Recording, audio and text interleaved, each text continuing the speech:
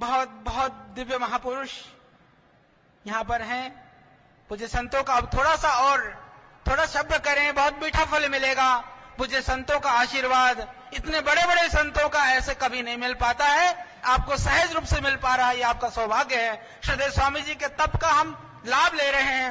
श्रद्धेय स्वामी जी के तप से ही पूज्य संतों का दर्शन हमें प्राप्त हो पा रहा है कि उनके आह्वान से सभी संतों ने बड़ी कृपा की, पावन उपस्थिति यहां देकर के, और इतनी तन्मयता के साथ इतने समय तक आप सब यहां पर बड़े हम सब के लिए आशीर्वाद दे रहे हैं, ये हमारा सौभाग्य है।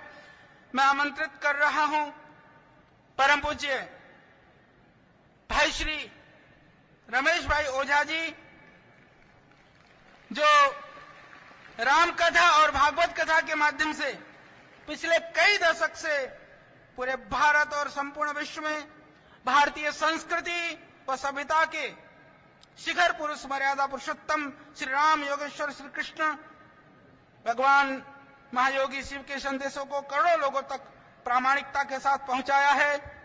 और आप संदीपनी गुरुकुल पोरबंदर के माध्यम से शिक्षा एवं संस्कारों का पुण्य प्रवाह आगे बढ़ा रहे हैं, वहीं कथाओं के माध्यम से पूरे राष्ट्र की आत्मा को जगा रहे हैं। ऐसे श्रद्धेय वंदनीय पूज्य श्री रमेश भाई ओझा जी को मैं आशीर्वाद के लिए आमंत्रित करता हूं। एक बार जोरदार करतल ध्वनि से आप भाई जी का स्वागत करें।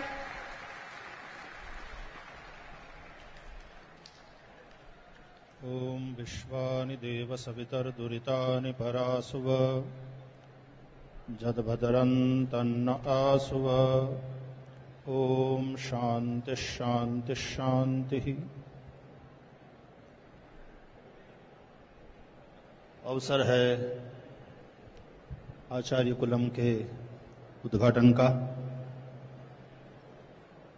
उपस्थिति है पूज्य चरण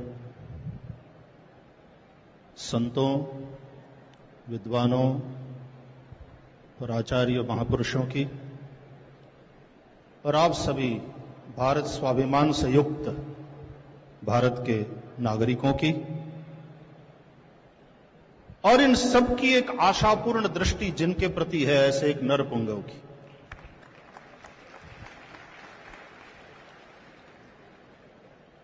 देश में परिवर्तन लाना है तो वो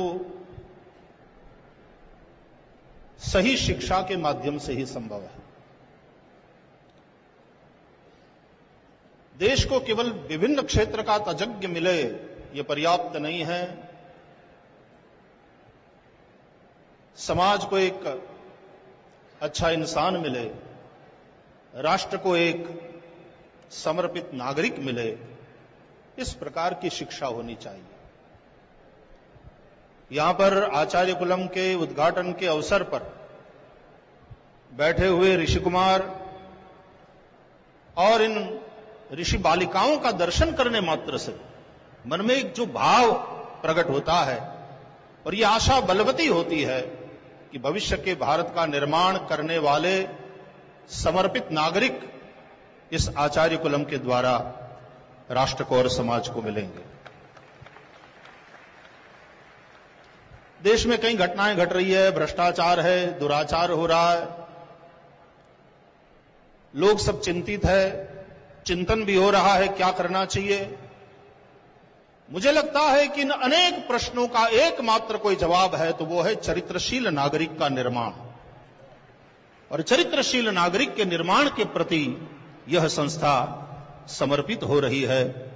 तब सभी यहां पर पधारे हुए ऋषिगण और देश के जो विचारशील लोग हैं वे स्वाभाविक रूप से प्रसन्न होंगे।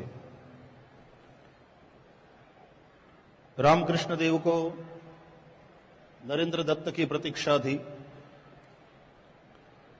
मुझे लगता है कि देश की सर्वोच्च सत्ता तक पहुंचने की रुचि और इच्छा तो सब में होती है, स्वाभाविक है, होनी भी चाहिए। हम गणतंत्र में जी रहे हैं, रुचि होती है वहां तक पहुंचने की। मुझे लगता है कि कभी उस कुर्सी की रुचि को पूछा जाए,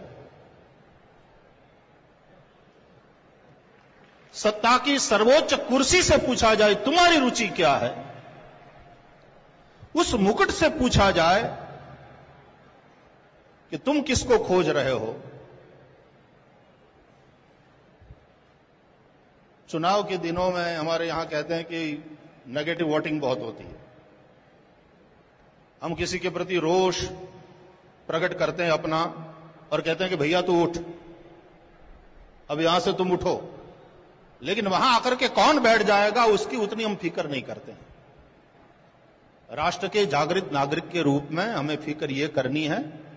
देखो, हमारी तो यहां परंपरा है कि कोई महापुरुष आ गया तो हम स्वयं उठ करके कहते हैं कि आप विराजिए, या तो किसी अपनों से कह देते हैं कि आप, और वो समझ करके ही उठ करके उस महापुरुष के लिए जगह करता है। ये हमारी परंपरा रही है, हमारा विवेक रहा है। हमें किसी को केवल उठाना नहीं है, लेकिन योग्य व्यक्ति को वहां तक पहुंचाना, ये राष्ट्र के नागरिक के रूप में हमारा दायित्व भी है और हमारा अधिकार भी है। मैं आपके लिए नहीं प्रार्थना कर रहा हूं, ईश्वर से प्रार्थना कर रहा हूं देश की सत्ता की कुर्सी के लिए कि उसको कोई साधारण अब व्यक्ति न मिले, उसको कोई नरेंद्र मिले, कोई नरपुंगा मिले।